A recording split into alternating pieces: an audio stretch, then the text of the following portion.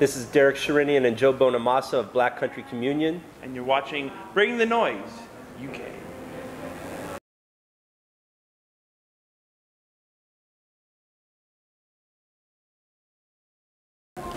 Ian Arnold, BringthenoiseUK.com. How's it going, guys? Going well. Good, thank you. How's your day been? Busy. Yeah, busy. So you played exclusive UK showcase last night.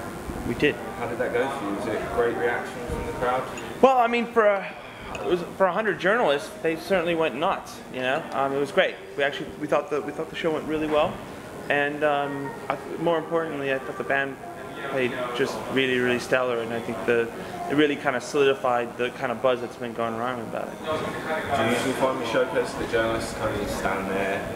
A bit less. Yeah, but we did have an incredible deli tray and a full bar, so they stuck around a little longer than normal. Yeah, they drank all the wine though. They did. Before we even had a chance to even have one. They drank the bar dry. Yeah, they did. It's unbelievable. Like, yeah, ungrateful, dude. But they liked the show though. They seemed excited. So. Yeah. I actually caught one of the guys walking upstairs going, "Oh wow, there's an open bar. Maybe it'll make it sound better." Anyway, we kicked him out. So looking at the beginning, how did the band sort of come about? I mean, there's some pretty powerful. The whole thing started last November, the House of Blues in Los Angeles. I was doing a gig there for Guitar Center. It was like a King of the Blues competition where like they get 10,000 entries and they try to get kids to encourage kids to play the blues. And I was kind of the headliner of the concert. Anyway. I invited Glenn down to sing 2 songs.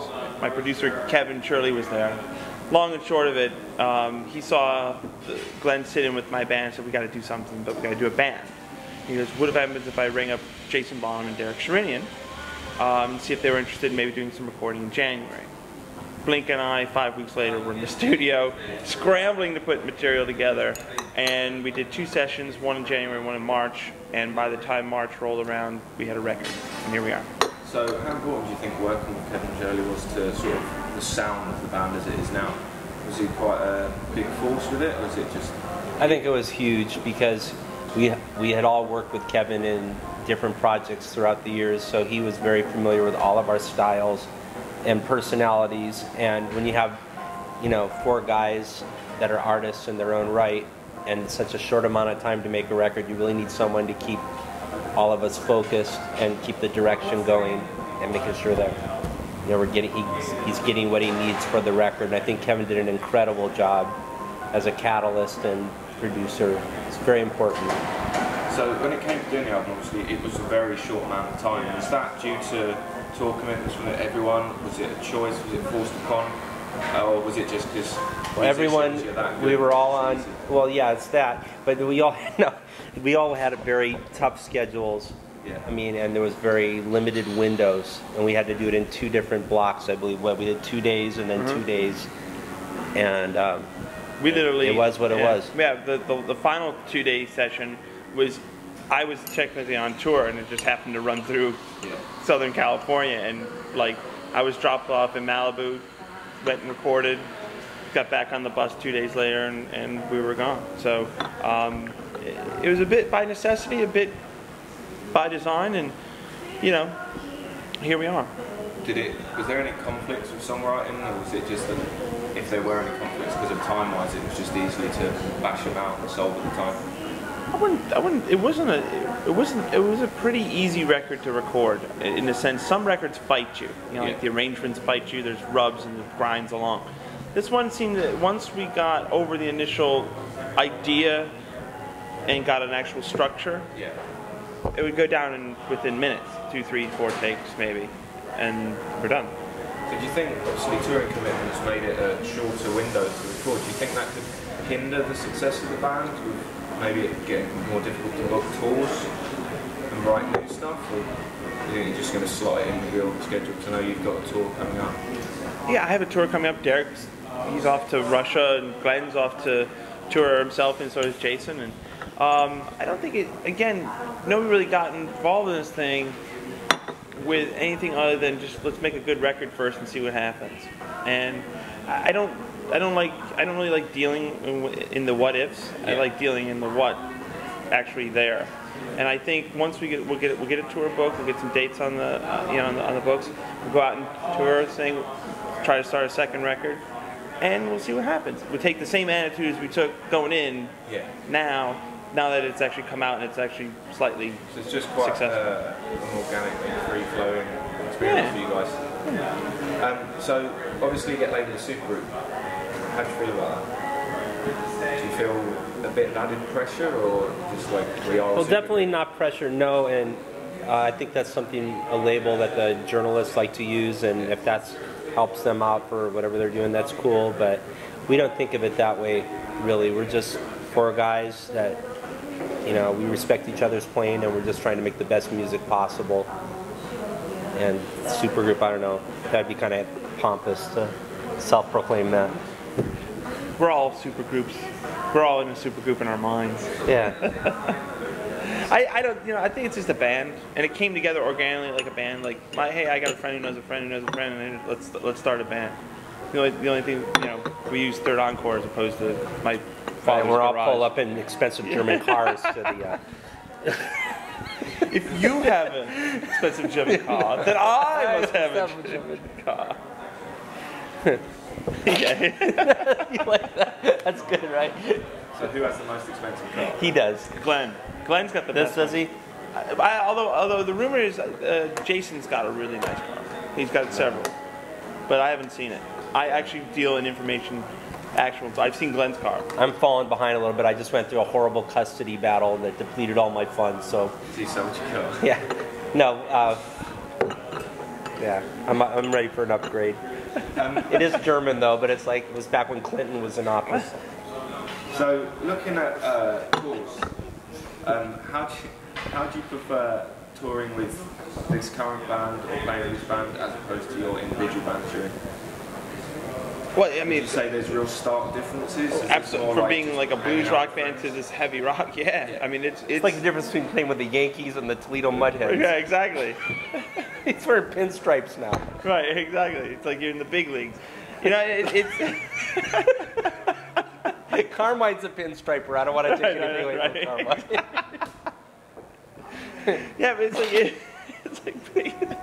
it's enough said, really.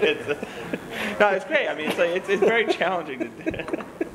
Carmine's a pinstriper. He is. He is a pinstriper. I don't want to desecrate his talent. With regards to being in the music industry for quite a while, obviously it's evolved. It's been through tough times. How do you feel being in the music industry now compared to back when you first got involved? Do you feel you've evolved alongside it very well? Well, I think as an artist, you try to evolve. As the music business has imploded, literally, they've been brought to their knees by their own short-sightedness. What made them so rich and great back in the day was they had catalog. Now you're lucky to get one album before you're shelved or told that you're not hip anymore, and and there's just no catalog anymore. So to me, it's like the music industry. I don't even pay attention to what goes on, nor do I care. Yeah. They can fight it out amongst themselves, whatever's left over. You're just at the point where you can just do what you love to do and enjoy it. Yeah. I mean, Derek, you make records. I mean, like, you've seen it come and go. It's disgusting. The record business is horrible, and you want to get to a point where you're self-sufficient and you have your fan base, and you can cut out as many suits as possible. Because, the problems with the record companies is that a lot of those people, they feel this need to be creative. Let us create. Stay out of our way. You market. You market. We don't need your comments on stylistics or, everyone wants to put their 2 cents in. And it's like, you know what? Go away. The fun part about this album, there's no single edits. There was no I don't hear a single. The average length of each song is like 5.5 minutes, not exactly radio. And the fun part about doing a record like that, it is completely free. You can do anything you want off the top of your head. You have complete 100% creative freedom within the context of literally a 5-piece band. You have to include Kevin Shirley in that. So. Cool. Yeah. But this is just a final question. So if you were to sort of have a bit of an ethos about what you would like to leave with your fans when they come away from shows, come away from listening to your records, like personally for the two of you, what would you want them to sort of leave thinking about you and almost what you stand for? Like your legacy, what you want to... I hope people walk away from any gig that I'm involved with, whether in this band or my own thing, going, money well spent, I'd go see another one. That's it. That, and I hope that they would all seriously consider naming their children after me, after the performance, being that inspired by it. With the venue. Yes. No, you know what? As long as they get enjoyment from the show and an escape from their lives, whatever it is, and they can just take the performance for what it was, and that's a success. Excuse me, Derek, would you sign my baby's birth certificate? She is named Sherinian Budokan. So yes, sign under the father that you're in trouble. No, I named my son. I have my son is going to be a year old, and I named him Halen Sherinian after Eddie Van Halen because he was the most influential musician to me. So I guess that's the biggest compliment. Other people will take your lead. I hope not. Sherinian, that's pretty awkward first name. Hey, listen, I grew up with Bonamassa. It's like Bonamassa Schwartz. Bonamassa Schwartz, yeah. It's a good name, it's a mouthful. Yeah, it's a legal firm in New York City, on 57th Street. Right. Bonamassa Schwartz and Glickstein. Awesome, and that wraps it up, guys. What's the name of your thing? BringthenoiseUK.com. By BringthenoiseUK.com.